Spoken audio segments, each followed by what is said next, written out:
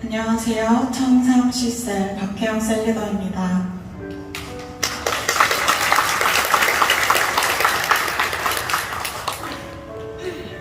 저는 모태신앙으로 자라 어렸을 때부터 교회에서 자랐습니다. 그러나 부모님의 신앙은 저의 신앙이 아니었기 때문에 그저 재미로 다녔고, 사춘기가 접어들면서 저를 힘들게 하는 여러 상황들을 겪으며 사람들을 상대하는 게 어려워지기 시작하고, 불면증과 우울증이 심해 낮에 다녀도 밤에 다니는 듯한 느낌에 항상 지쳐 있었습니다. 그러면서 공황장애도 찾아왔고, 갑자기 찾아오는 심장이 터질 것 같은 두근거림, 숨이 차서 이러다 나는 어느 순간 죽겠구나 하는 생각으로 살았습니다. 어느 날은 누군가에게 쫓기는 공포감으로 울면서 집에 들어왔지만 집조차 안전하지 않다는 느낌이었고, 옷걸이에 걸려있는 옷조차 살아 움직일 것 같아 혼자 방에서 얼마나 떨었는지 모릅니다. 제 인생은 아무도 의지할 수도 기댈 곳도 없었습니다. 그렇게 그것이 내 삶인 양 살아갔습니다.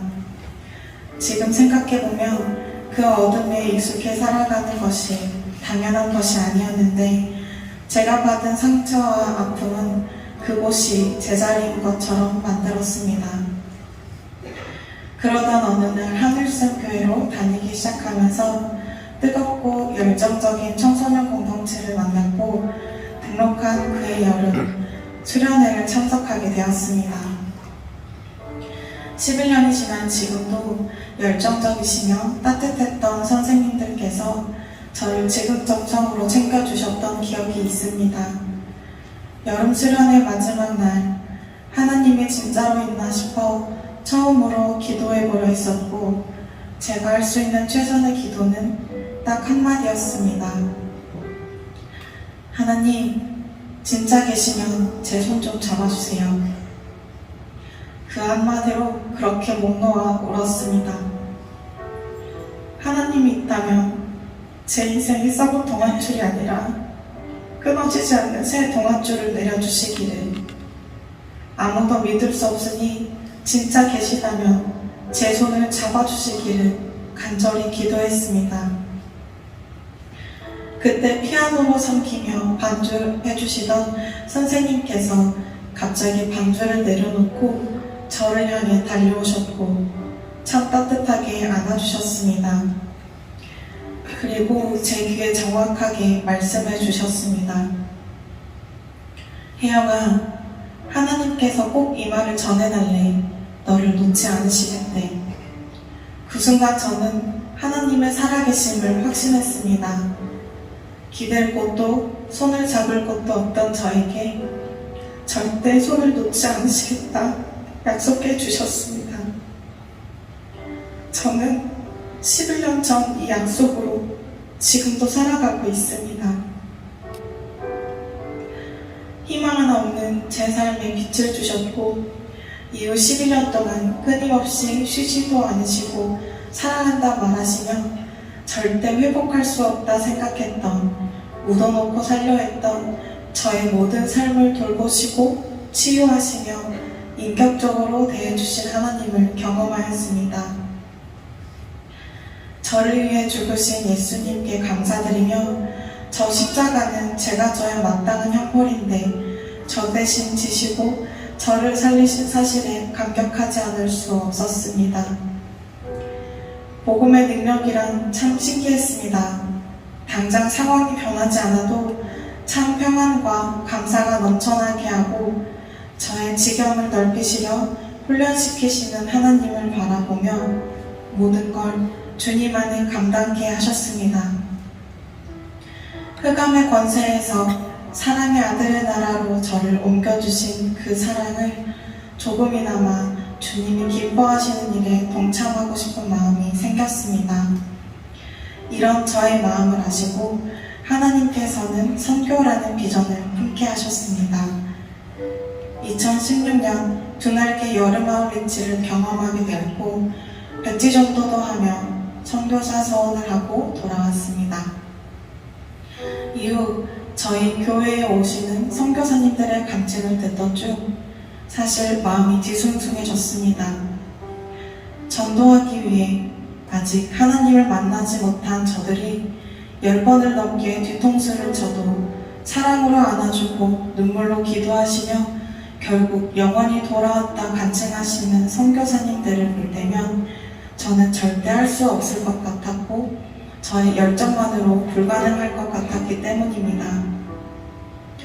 그래서 보내는 선교도 선교이기에 열심히 돈을 벌어야겠다 생각하며 직장에서 인정받기 위해 열심히 달렸고 감사하게도 인정받고 대접받으며 워라밸까지 챙기는 잘 사는 인생을 살아가려는 찰나에 몸에 무리가 오기 시작했습니다. 저는 1년 내내 감기를 달고 사는 사람들은 자기 관리를 못하는 사람이라 생각했는데 제가 1년 내내 감기에 걸리기 시작했고 염증 질병들이 돌아다니며 나타나기 시작했습니다. 일하면서 행복했다 생각했는데 돌아보니 스트레스로 인해 매일 위경련과 위에서 피가 나 피딱지가 생겼고 두드러기는 물론 후두염과 성대결절로 몸은 만신창이가 되어가고 있었습니다. 이런 저를 하나님께서 월상예배로 부르셨고 다시 한번 선교에 대한 마음을 불어넣어 주셨습니다.